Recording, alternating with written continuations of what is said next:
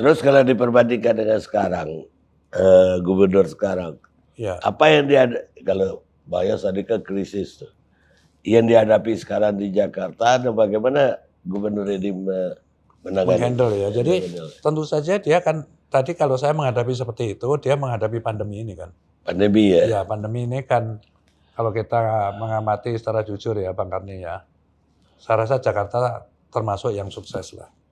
Ya kan, artinya penyebaran bisa kita rem, lalu kematian juga makin amat kecil gitu kan. Semuanya mengalami itu, tapi ini menurut saya cukup berhasil gitu. Anies ini sekarang mengintegrasikan sesuai konsep kita dulu memang semua moda itu terintegrasi ya. Kan ada 4 moda Pak Karni ya, bawah tanah MRT, terus sekarang monorail ganti LRT sama Hotel. Kemudian nanti ada waterway, ya ini belum, tapi ada juga busway. Nah ini terintegrasi satu sama lain dan mengakses tetangga kita. Saya rancang begitu kan, Depok, Tangerang, Bogor, Bekasi. Mengapa? Ya karena selama ini mereka bawa mobil masing-masing. Saya tanya kenapa? Dia kehilangan bensin banyak, waktu harus bayar tol. Lah suruh naik apa? Pak Gubernur. Nah itulah makanya. Jadi MRT ini Pak Bang Karni ya yang mengarah ke selatan sebenarnya nanti akan menembus Depok sampai ke Bogor. Nah, lalu LRT itu menembus Bekasi dan Tangerang, termasuk busway koridor berapa aku nggak hafal gitu. Sehingga mereka akan meninggalkan kendaraan-kendaraannya menggunakan kendaraan. Nah, yang sudah ada ini saya lihat diintegrasikan sama si Anies. Gitu. Jadi sesuai dengan cita-citanya Bang Yos dulu. Hanya itu tadi kan, ambil kebijakan yang berani tentang bekas monorail. Pilihannya dilanjutkan saja yang bisa saling mendukung dengan LRT atau dicabut saja tiangnya semua dengan ganti rugi kepada pemborong yang lama. Gitu. Itu saja. Jadi jangan bikin sakit mata kayak gitu kan. Tiang-tiang kayak gitu. Dan saya sedih sekali Mangkrak sih. Amat sedih kalau melihat itu. Baik. Bang Yos dulu juga dikenal di sepak bola loh. Persija. Sama Jakarta Mania. Terus nah kemarin ini dan sekarang juga lagi finishing lah. Anies kan bikin juga JIS. Iya, Jakarta International Stadium itu ya. Dan kemudian juga bikin di wilayah-wilayah, 5 wilayah stadion-stadion yang taraf internasional lah. Betul. Gimana Mbak Yos melihat? Ya tentu saja ya, saya terima kasih sama dia lah, karena ini salah satu mimpi lagi ini. Salah satu mimpi saya itu. Karena ini ibu kota negara ya, dan saya merenung-renung Bang Karni ya, waktu jadi gubernur itu. Waktu saya jadi gubernur tahun 97 ya, itu namanya Persija itu sebenarnya kesebelasan di pinggir kali Bang Karni gitu ya. Nggak diperhitungkan lah Bapak. Nah, sementara saya menganggap sepak bola ini penting, bukan saja olahraganya atau penggemarnya banyak, tapi dia bisa menyatukan. Ya.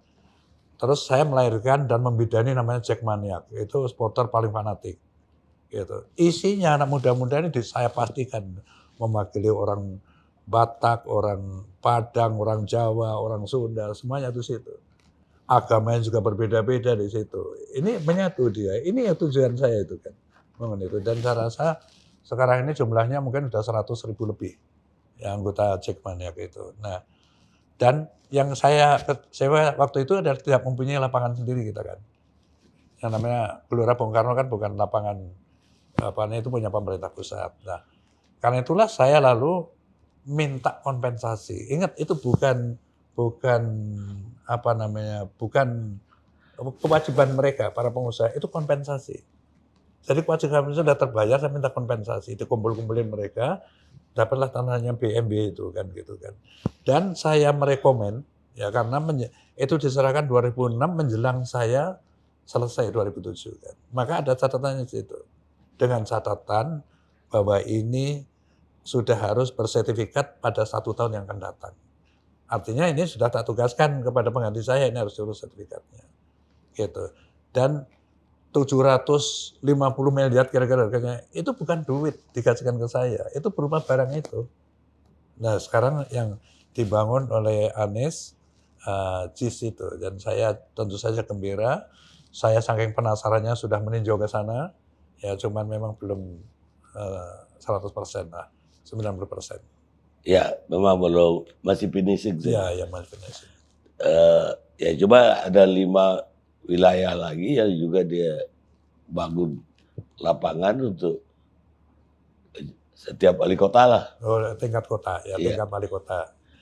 Ya bagus lah kalau mau ada. Baik, Bayas. Bayas juga sekarang ini kan kita lihat banyak apa ya, renovasi dari apa wilayah-wilayah itu seperti di Senen yang dirombaknya lagi, kemudian di berbagai sudut lah, dan juga ada yang dipuji orang juga sekarang trotoar di Jakarta itu, apalagi di jalan utamanya itu udah seperti di luar negeri kan, udah seperti Singapura, di Seoul, Iya. yang banyak. Supaya orang bisa jalan. Iya, dia memang dia punya target bukan untuk yang bawa mobil, tapi jalanan itu lebih gunanya untuk yang jalan kaki, yang Ya, pakai sepeda, gitu. Ya betul. baru yang pakai motor, baru ya apa bus yang Bayasnya mulai dulu. Itu dulu Bang Karni, saya sudah melebarkan di jalan protokol, yaitu Sudirman dan Tamrin. Iya. Saya merenung pernah begini ya, orang dari Sari Pasifik, ya, Iya. mau ke Grand Indonesia. Iya. Itu kalau ditarik garis lurus itu 50 meter. Iya. Tetapi dia mengeluarkan mobil lagi. Iya. Gitu kan. Mulai lagi untuk muter. Nah inilah antara lain penyebab macet kan. Karena trotoarnya amat sempit, berbahaya kan. Makanya saya lebarkan. Dan saya itu rada maksa ini para pengguna jalan kan. Ini gue mau anu kan. Ini untuk kepentingan umum. Jadi kalian mundur semua gitu kan.